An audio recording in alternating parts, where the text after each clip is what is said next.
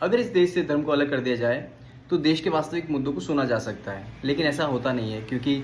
अगर इस देश में कोई सही बात करता है या कोई देश हित की बात करता है तो ऐन कैन प्रकरण उस बात को धर्म से जोड़ दिया जाता है। और जहाँ धर्म वहाँ संघ, जहाँ संघ वहाँ पंथ, जहाँ पंथ वहाँ दल, और अंत में दल अपने ही दल की पैरवी करता है,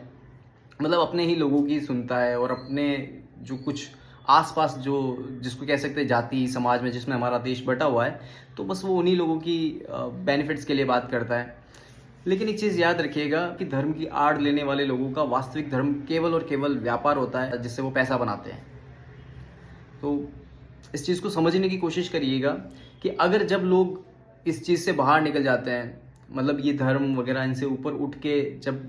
एक्चुअल में कुछ हासिल करते हैं,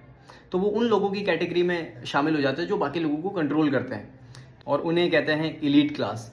सो बेसिकली ये गेम जो है वो जाति पाति समाज ये सब में तो बटा हुआ है, लेकिन खेल पूंजीवाद और समाजवाद का है। यानी जो समाजवाद के अंदर जो लोग हैं वो जाति धर्म इन सब चीज़ों में फंस के रह जाते हैं, और जो पूंजीवादी व्यवस्था है जिसके अंदर सिर्फ और सिर्फ कैपिटलिज्म की बात होती है, और वहाँ पे सिर्फ और सिर्फ कुछ लोग, कुछ गिनती के 3-4, अगर अपने देश की बात करें तो गिनती के 4-5 नाम ही आगे आते हैं, जैसे अंबानी, अडानी, मित्तल। तो ये आपके ज़बान पे नाम होंगे। तो इसको थोड़ा सा समझिए, कोशिश करिए